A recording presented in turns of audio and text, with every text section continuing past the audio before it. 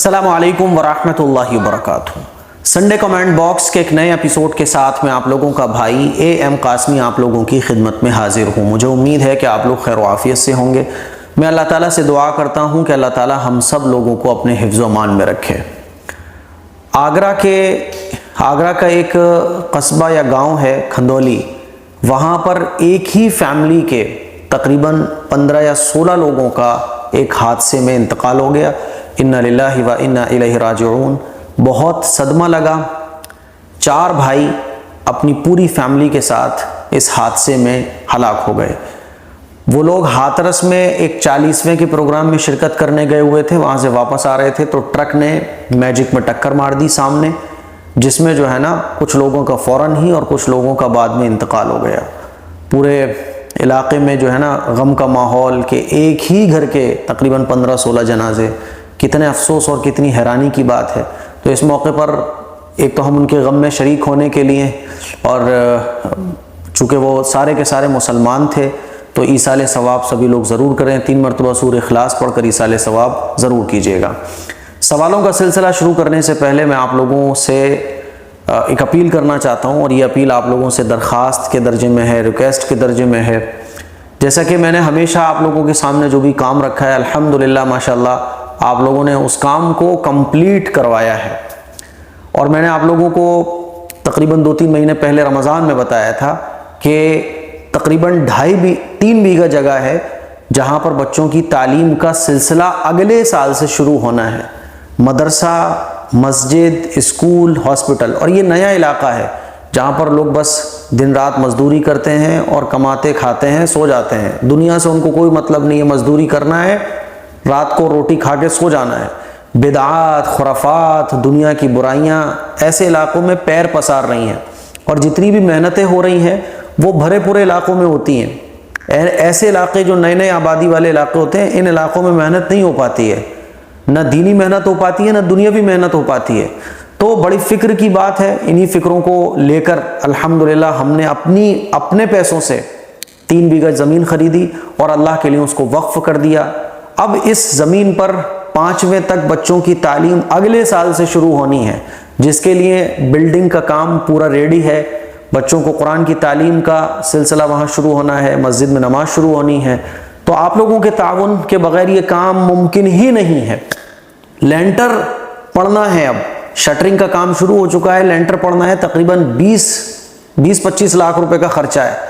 آپ لوگوں سے میں درخواست کرنا چاہتا ہوں کہ بھائی جتنا ہو سکے تعاون کریں، اس لینٹر کو ہمیں پڑھوانا ہے تاکہ اگلے سال سے، اب کتنے مہینے رہ گئے؟ 4-6 مہینے رہ گئے، بس 3-4 مہینے رہ گئے، بلکہ 3-4 مہینے میں یہ کام کمپلیٹ ہونا ہے تاکہ اگلے سال سے 5ویں تک بچوں کی تعلیم شروع ہو جائے۔ QR کوڈ نظر آ رہا ہے، 100 روپے، 5 روپے، 50 روپے، جتنا آپ کو سمجھ آئے اتنا تعاون کیجئے تاکہ ہماری جو یہ نئے بچوں کی پود ہے، یہ جو نئے بچے جو بڑے ہو رہے ہیں، یہ برائیوں سے بچ سکیں اور ایک اچھے ماحول میں تربیت کے ساتھ دینی اور دنیاوی تعلیم حاصل کر سکیں۔ یہ میری آپ لوگوں سے گزارش ہے۔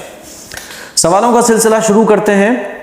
پہلا سوال عالیہ اسلم پوچھتی ہیں، مفتی صاحب 3 ملین سبسکرائبرز کی جان کر خوشی ہوئی، اللہ آپ کو اور بھی زیادہ کامیاب کرے، میرے کچھ سوال ہیں پلیز لیجئے گا۔ بھائی یہ 3 ملین میرے نہیں ہیں، ہم سب کے ہیں، میری کوئی بھی چیز نہیں ہے، سمجھ رہے ہو؟ یہ ہم سب کی چیزیں ہیں، یہ چینل ہم سب کا ہے، میرا کچھ بھی نہیں ہے۔ ہاں وہ الگ بات ہے کہ آپ لوگوں نے اپنی محبتوں سے مجھے بڑا مان لیا ہے، اپنی محبتیں سے مجھے اپنا استاذ مان لیا ہے، اور آپ مجھ پر اعتماد کرتے ہیں، اور انشاءاللہ میں نے کہا بھی ہے اللہ کو حاضر ناظر جان کر کہ انشاءاللہ اس محبت میں، اس عزت میں اور اس بھروسے میں کوئی سمجھوتا انشاءاللہ نہیں ہوگا، ٹھیک ہے؟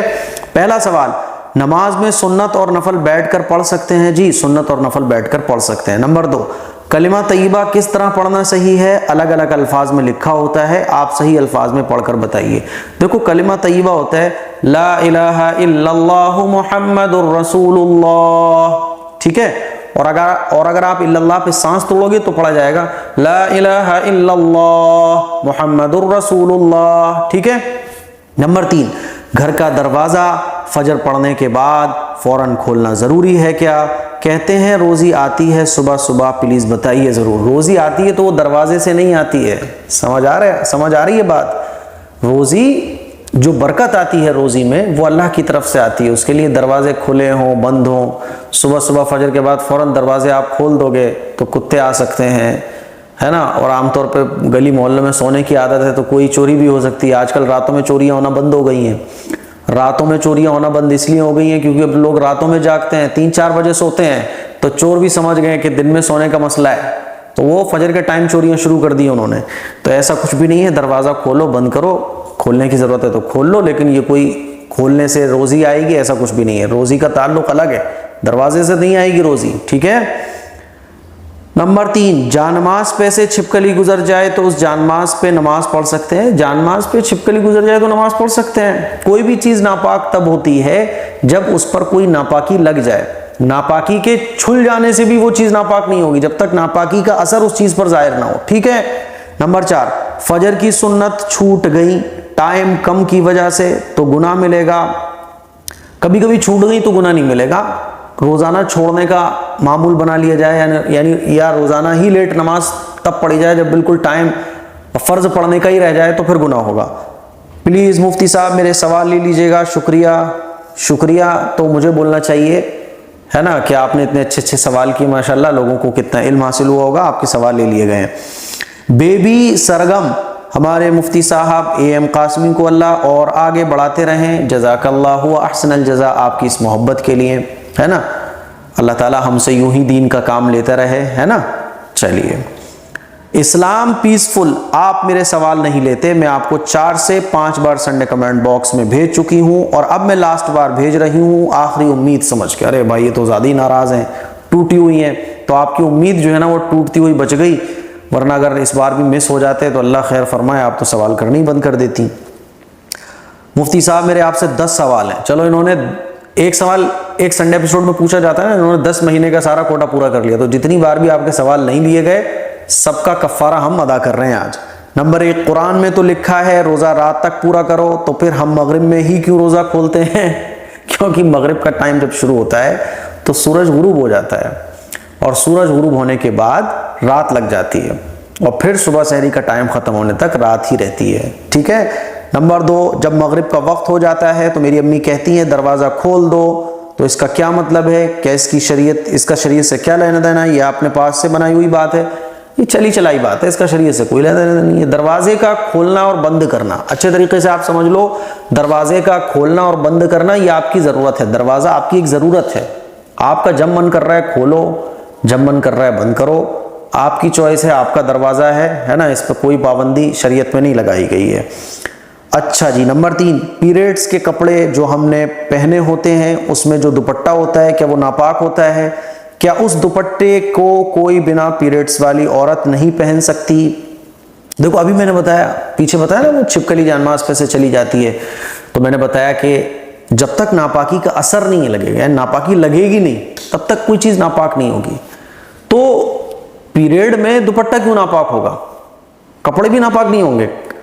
پسینہ جو باڈی سے نکلا ہے تو اس سے بھی کپڑے ناپاک نہیں ہوں گے. کپڑے ناپاک تب ہوں گے جب کوئی ناپاکی کپڑے پر لگ جائے گی. مان لیجئے کپڑے پر کہیں ناپاکی لگ گئی تو کپڑے ناپاک ہو جائیں گے. بات سمجھ آ رہی ہے؟ باقی ناپاکی کی حالت میں جو کپڑے ہم نے پہنے ہوئے ہیں تو ہمارا بدن ناپاک نہیں ہوتا ہے. بات سمجھ آ رہی ہے؟ ناپاک آدمی کا, دیکھو ناپاک ایک تو ہوتا ہے وہ ناپاکی جو ظاہر میں نظر آتی ہے, نجاست حقیقی اس کو کہا جاتا ہے. ایک نجاست حکمی, نجاست حقیقی وہ ناپاکی جو ہمیں نظر آتی ہے, پیشاب پخانہ ٹوائلٹ گندگی وغیرہ یہ سب ہمیں نظر آ رہی ہے تو اس کو کہا جاتا ہے نجاست حقیقی. اور ایک ہوتا ہے نجاست حکمی, یعنی شریعت نے کہا ہے کہ یہ ناپاک ہے, اس کو نجاست حکمی کہا جاتا ہے. تو نجاست حکمی بھی پھر 2 طرح کی ہے, حدث اصغر, حدث اکبر, ہے نا. حدث اصغر چھوٹی ناپاکی, جیسے آپ کا وضو نہیں ہے. حدث اکبر, آپ مان لیجئے آپ پر غسل فرض ہو گیا تو اس کو حدث اکبر کہا جاتا ہے. تو یہ چھوٹی اور بڑی ناپاکیوں کو نجاست حکمی کہا جاتا ہے. تو جو نجاست حکمی والی ناپاکیاں ہیں اس سے ہماری باڈی ناپاک نہیں ہوگی. ہاں ہمارا وضو اور غسل نہ ہونے کی وجہ سے ہم قرآن کو ٹچ نہیں کر سکتے, ہم مسجد میں نہیں جا سکتے. مان لیجئے میرے اوپر اگر غسل فرض ہو چکا ہے تو میں مسجد میں نہیں جا سکتا.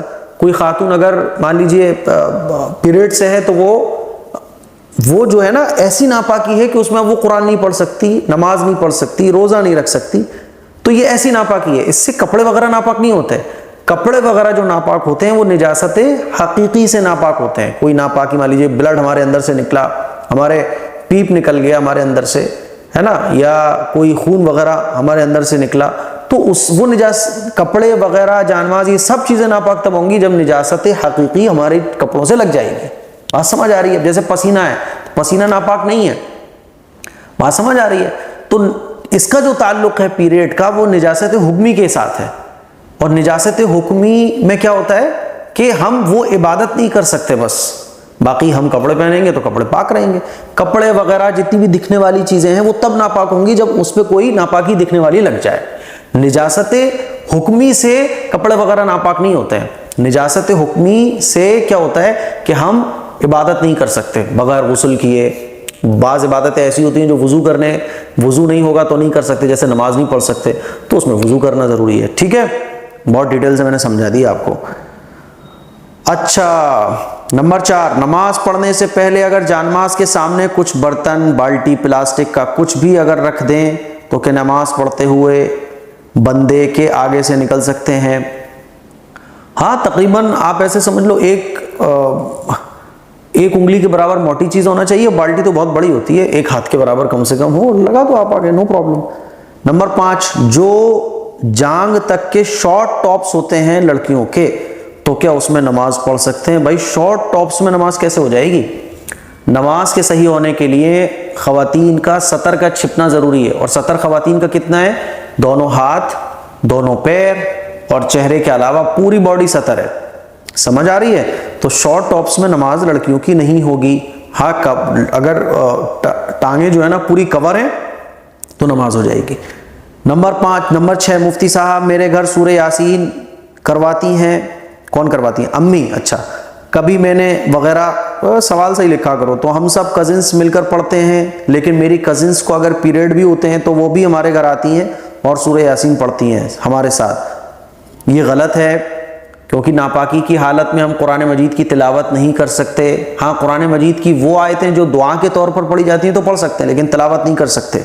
نمبر 7، یہ سوال بھی کزنس اور سورہ یاسین کے اوپر ہی ہے. اگر کزنس حیض کی حالت میں ہوتی ہیں تو وہ کسی بنا حیض والی کے ساتھ پڑھتی ہیں کچھ اس طرح سے کہ ایک سائیڈ کا ورقہ وہ پڑھتی ہیں اور دوسری سائیڈ کا دوسرا انسان. تو ایک سائیڈ کا ورق کوئی پڑھ رہا ہے اور دوسری سائیڈ کا کوئی اور پڑھ رہا ہے، ایسے نہیں پڑھ سکتے.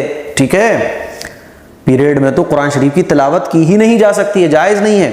نمبر 8، اتحیات پڑھتے وقت عورتوں کا نماز میں بیٹھنے کا طریقہ کیا ہے؟ تقریباً 2-3 سال پہلے میں نے ایک ویڈیو بنائی تھی کہ عورتیں نماز کیسے پڑھیں. وہ ویڈیو آپ پورا دیکھ لو. عورتیں نماز میں اتحیات میں ایسے بیٹھیں گی، اپنے دونوں پیروں کو ادھر نکال دیں گی اور اس سائڈ پر بیٹھ جائیں گی، یعنی رائٹ سائڈ میں پیروں کو نکالنا ہے اور لیفٹ سائڈ کے سہارے بیٹھنا ہے. ٹھیک ہے، چلیے اور کیا رہ گیا آپ کا؟ نمبر 10. اچھا، نمبر 9، کیا لیٹنے سے وضو ٹوٹ جاتا ہے؟ اگر آپ لیٹے اور لیٹنے کے بعد آپ کو اونگ آ گئی، یوں ٹیک لگا کے آپ لیٹے، یوں ہو گئے، ہوتا ہے نا نیند میں یوں کوئی چیز ہوتی ہے، اگر وہ ہٹ جائے تو ہم گر جائیں، اتنا ہم سو گئے تو وضو ٹوٹ جائے گا. نمبر 10، کیا کچھ کھانے یا پینے سے وضو ٹوٹ جاتا ہے؟ کچھ بھی کھانے پینے سے وضو نہیں ٹوٹتا. ٹھیک ہے، ناراض مت ہونا، پورے سال کے سوالوں کے جواب دے دیے میں نے ہے نا. دیکھو جس کے بھی سوال رہ جائے تو لکھ لو ڈائری پہ لکھ کے جو ہے نا سب ایڈ کرتے رہو. اچھا مفتی صاحب نے اس ہفتے میرا سوال نہیں لیا، چلو کوئی بات نہیں، اگلے ہفتے 2 کرنا ہے. تو مان لو 2-3 مہینے میں بھی آپ کا سوال آ گیا تو اکٹھے 10 کے 10 پھر سوالوں کے جواب آپ کو ملیں گے. سوال ان کے بہت اچھے ہیں ماشاءاللہ، جو ہماری ڈیلی لائف ہے نا اس سے جڑے ہوئے سوال انہوں نے پوچھے تھے. شان کے اصغر یہ پوچھتے ہیں، مفتی صاحب میرے 5 سوال ہیں. نمبر 1، کیا بنا اجازت کے استاد کی کرسی پر بیٹھ سکتے ہیں؟ دیکھو بعض چیزیں ادب کی قبیل سے ہوتی ہیں، یعنی بعض چیزوں کا جو تعلق ہے وہ ادب سے ہوتا ہے. کرسی کیا ہے بھائی؟ کرسی کیا چیز ہے؟ بیٹھ جاؤ آپ، کرسی بیٹھنے کے لیے ہوتی ہے. لیکن استاذ کا ادب یہ ہونا چاہیے کہ نہیں، استاذ کی جگہ پر نہیں بیٹھوں گا میں. بہت ساری چیزیں شریعت میں جائز ہیں لیکن ان کا تعلق ادب سے ہے، سمجھ رہے ہو؟ تو با ادب با نصیب کہا جاتا ہے نا، تو ادب کی چیزوں کو بھی ہمیں فالو کرنا چاہیے، اسی لیے استاذ کی کرسی پر نہیں بیٹھنا چاہیے. نمبر 2، جھوٹ بول رہے ہیں، قرآن شریف ہاتھ پر اٹھا کر قسم کھا لیں، کیا یہ ٹھیک ہے؟ قرآن قسم کھانا، کوئی آدمی جھوٹ بول رہا ہے، وہ جھوٹ بول رہا ہے. اس بات کو ثابت کرنے کے لیے ہم قرآن شریف پہ ہاتھ رکھ کے قسم کھائیں درست نہیں ہے. آپ سچ بول رہے ہو, آپ کی بات سچ ہے, آپ اپنی بات کو سچ اور صحیح ثابت کرنے کے لیے آپ قرآن پہ قسم کھا سکتے ہو, لیکن کسی کو جھوٹا ثابت کرنے کے لیے آپ قرآن پہ قسم نہیں کھا سکتے. ٹھیک ہے, یہی ہے نا شاید آپ کے سوال. چلیے نمبر 3, سب رشتہ دار ناراض ہو جائیں تو ان کو راضی کرنے کی دعا اور تسبیح بتائیں. یہ بہت مشکل مسئلہ ہے. آپ سب کو راضی کرنے کی فکر میں لگ جاؤ, سب آپ سے راضی ہو جائیں, امپاسبل. آپ اللہ اور اللہ کے رسول کے طریقوں کو فالو کرو, جو راضی ہو جائے بہت اچھی بات ہے, جو راضی نہیں ہو رہا ہے تو السلام علیکم ورحمۃ اللہ. ٹھیک ہے, سب کو راضی کرنے کا کوئی طریقہ نہیں ہے. دنیا کا ہر آدمی آپ سے خوش ہو جائے, امپاسبل, پاسبل ہی نہیں ہے. تو میں کہاں سے بتاؤں. ہاں رشتہ دار کسی مان لیجیے آپ کی کمی کوتاہیوں کی وجہ سے ناراض ہو گئے تو ان سے بول دو کہ بھائی میری طرف سے جو تکلیف پہنچی ہے میں معافی چاہتا ہوں, انشاءاللہ آئندہ آپ کو تکلیف نہیں پہنچاؤں گا.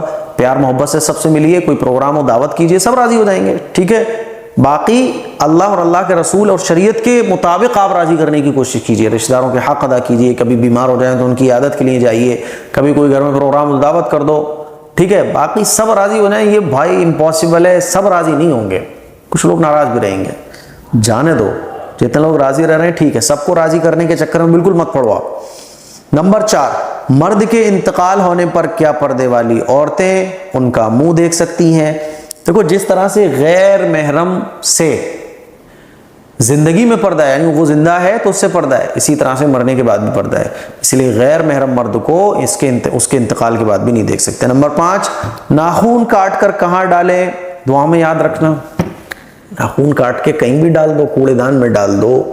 میں تو کیا کرتا ہوں, ناخون کاٹے گملے ہوتے ہیں اس پہ ڈال دیتا ہوں, یا ویسے ہی کہیں سائڈ سے کونے میں رکھ دیتا ہوں, تو کہیں بھی ڈال دو, نو پرابلم. اتنا کا چکر میں کہاں پڑ رہے ہو آپ. ٹھیک ہے, چلیے. اچھا جی, ہو گیا نا سوال ان کا. چلیے, سعید الرحمان انصاری, مفتی صاحب میرے 2 سوال ہیں. نمبر 1, خواب میں اللہ کے نبی صلی اللہ علیہ وسلم کی زیارت نصیب ہو تو ان کو کیا کہتے ہیں؟ ان کو کیا کہتے ہیں؟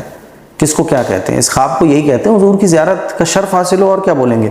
نمبر 2, میں نے انسٹاگرام میں سنا تھا کہ جب بہن بھائی آپس میں بات کرتے ہیں تو اللہ وقت کو روک دیتا ہے کیونکہ جنت میں بہن بھائی کا رشتہ نہیں ہوگا. اس کی کیا حقیقت ہے؟ اس کی کوئی حقیقت نہیں ہے. اگر اللہ تعالیٰ وقت روک دیتے تو پھر تو وقت رکا ہی رہتا, کیونکہ ہر وقت ظاہر سی بات ہے کہیں نہ کہیں اتنی بڑی دنیا اللہ نے بنائی ہے, بہن بھائی بات ہی کر رہے ہوتے ہیں. ایسا کچھ بھی نہیں ہے. نمبر 3, ہمارے محلے میں ایک بزرگ ہیں, ان کا کہنا ہے ہر کام اللہ نہیں کرتا, کچھ کام بندہ اپنی مرضی سے بھی کرتا ہے. جیسے انہوں نے کہا کسی کے گھر سرکار نے کاٹ کر پلاٹ کر دے, اس میں اللہ کی مرضی نہیں تھی. سوال ضرور لیں, آپ کی بڑی مہربانی ہوگی. دیکھو, اللہ کے ہر کام میں مرضی ہوتی ہے, اس کا مطلب کیا ہے؟ کہ آدمی گناہ کر رہا ہے تو کیا اللہ کی مرضی ہے؟ اس کا مطلب یہ ہے کہ مان لیجئے کوئی آدمی اپنے ہاتھ کا غلط استعمال کر رہا ہے, تو اس ہاتھ میں جو پاور دی ہے وہ کس نے دی؟ اللہ نے دی ہے. اب اس پاور کا غلط استعمال آدمی کر رہا ہے تو اپنی مرضی سے کر رہا ہے. بھائی کوئی آدمی مان لیجیے اپنی آنکھوں کا غلط استعمال کر رہا ہے تو وہ رک بھی تو سکتا تھا نا. ایسا تو نہیں ہے اللہ تعالیٰ نے کسی کو مجبور بنایا ہو, ایسا تو نہیں ہے کہ اللہ تعالیٰ نے کسی مطلب زبردستی کسی کے ہاتھ پیر خود چل رہے ہیں, وہ نہیں چاہ رہا ہے چلانا لیکن ہاتھ پیر چل رہے ہیں, ایسا نہیں ہے نا. تو ہر کام اللہ کی مرضی سے ہوتا ہے. اس کا مطلب یہ ہے کہ اللہ نے ساری, ہم جو بھی کچھ کر رہے ہیں اللہ نے ہمیں اس کی طاقت دی ہے. اس کا مطلب یہ ہے کہ اللہ کی مرضی سے سب ہو رہا ہے. اب ہم غلط کریں صحیح کریں وہ ہم اپنی مرضی سے کرتے ہیں, لیکن جو پاور اللہ نے ہمیں کرنے کی دی ہے وہ اللہ نے دی ہے. دیکھیے میں ہاتھ کو ایسے بھی کر سکتا ہوں, ایسے بھی کر سکتا ہوں, تھپڑ بھی مار سکتا ہوں, اور محبت سے 2 لفظ بھی اپنی زبان سے بول سکتا ہوں. تو یہ میرا اختیار ہے. یہ اختیار مجھے کہاں سے ملا؟ اللہ نے دیا ہے. تو جتنے بھی کام اس دنیا میں ہو رہے ہیں, اس کا مطلب یہ کہ ان تمام کاموں کی جو پاور ہے وہ اللہ تعالیٰ نے دے کے رکھی ہوئی ہے. اب اس پاور کا غلط استعمال کوئی کر رہا ہے, کوئی صحیح کر رہا ہے. تو اس معنی کر کے کہا جاتا ہے کہ ہر کام اللہ کی مرضی سے ہوتا ہے, لیکن صحیح غلط کام اور صحیح کام ہم اپنی مرضی سے اپنے اختیار سے کرتے ہیں. اللہ نے ہمیں مجبور نہیں بنایا. تو وہ جو بزرگ ہیں وہ بات جو سمجھانا چاہ رہے ہیں شاید وہ بات آپ نہیں سمجھے. نظام الدین انصاری کہہ رہے ہیں مفتی صاحب آپ کا سنڈے ایپیسوڈ بہت بڑھیا لگا ماشاءاللہ. مفتی صاحب میں کہنا چاہتا ہوں کہ آپ نے ہم لوگوں کو ویڈیو میسیج مبارکباد والے وہ نہیں لگائے سنڈے ایپیسوڈ میں. ایسا کیوں؟ کچھ تو لگا دیتے میرے بھائی, مجھے خوشی ہوتی. اچھا, میں نے اس لیے نہیں لگایا کہ اب اتنے سارے वीडियो SMS किस किस के लगाऊं? आप ही समझ लीजिए, जो टैब है जो ऑफिस में रहता है भरा हुआ था, वो सबके video message, audio message, comment. तो मैंने कहा यार इतने सारे मैं कैसे लगाऊं, है ना। लेकिन इंशाल्लाह 3 मिलियन के मौके पर हम लाइव आते हैं, एक आध दिन में हम लाइव आते हैं इंशाल्लाह। मैं पहले से ही पोस्ट डाल दूंगा कि मैं लाइव कब आऊंगा, तो लाइव आके मुबारकबाद लेंगे ना इंशाल्लाह। और इंस्टाग्राम पे आप लोग आ जाएं, वहां इंशाल्लाह फिर हम लाइव आपके मुंह से, आपकी जबान से खुद सुनेंगे मुबारकबादी का मैसेज। तो इतने सारे हो गए कि कैसे लगाऊं। संडे एपिसोड 1 घंटे का होता ना, तो 1 घंटे की सारी वीडियोस मिलके बनती, फिर ऊपर से मुझे बोलना पड़ता, कौन सुनता। तो इसीलिए मैंने सबका शुक्रिया अदा किया। जितने लोगों ने मुझे 3 मिलियन की मुबारकबाद भेजी, सबका बहुत बहुत शुक्रिया। दिल से मैं आप लोगों का शुक्रिया अदा करना चाहता हूं, है ना। अल्लाह ताला आप लोगों की इस मोहब्बत को खूब कबूल फरमाए। निदा 30 लाख सब्सक्राइबर, बहुत बहुत मुबारक हो। हम आपकी वीडियो 2 साल से देख रहे हैं और अल्हम्दुलिल्लाह बहुत कुछ सीख रही हूँ। हम कानपुर से हैं। क्या कब्रिस्तान में औरतें मुर्दों को बेपर्दा दिखती हैं? समझ नहीं आ रहा, क्या कब्रिस्तान में औरतें मुर्दों को बेपर्दा दिखती हैं? ये सवाल आपका समझ नहीं आ रहा है। साजिद खान, मुफ्ती साहब मेरा नाम दानिश अली है, मैं अलीगढ़ से हूँ। मेरा सवाल है, वुज़ू करने के बाद चेहरा हाथ पहुँचना कैसे है? पहुँच भी सकते, नहीं भी पहुँच सकते, दोनों तरह से हुजूर अलैहिस्सलातु वस्सलाम से साबित है। तो आप जब चाहो पहुँच लो, जब नहीं माने तो मत पहुँचो, ठीक है।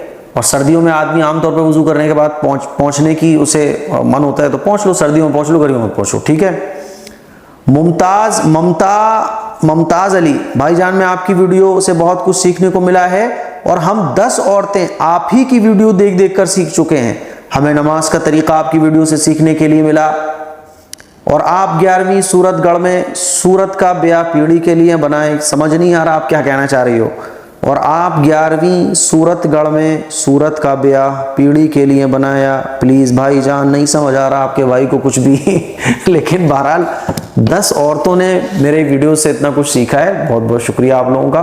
ख़वातीन जितनी भी हमारी बहनें देख रही हैं, मैं तो कहता हूँ कि ख़वातीन के प्रोग्राम आप लोग मैनेज करो अपने अपने इलाकों में, क्योंकि औरतों के अंदर दीन का होना बहुत ज़रूरी है, ख़वातीन के अंदर दीन का होना बहुत ज़रूरी है। इसीलिए आप लोग अपने अपने इलाकों में प्रोग्राम रखो ख़वातीन के, और महीने में 2 महीने में मुझे बुलाओ, मैं इंशाल्लाह आऊँगा आपके यहाँ, ठीक है। चलिए, तो भाई ये कुछ सवालात थे जिनके जवाबात मैंने आप लोगों को दिए। मुझे उम्मीद है कि आप लोगों को संडे एपिसोड पसंद आया होगा। इस क्लिप को शेयर करें, दूसरों तक पहुंचाएं, घर पे सबको दिखाएं, है ना, सोशल प्लेटफॉर्म पर शेयर करें और बड़ी LED लगा के अपनी फैमिली के साथ इस एपिसोड को देखें, ताकि हफ्ते में एक दीन सीखने सिखाने का मौका वो हमारे हाथ से ज़ाया ना हो, किसी ना किसी बहाने से हम दीन से जुड़े रहें। अस्सलाम वालेकुम व रहमतुल्लाहि व बरकातहू।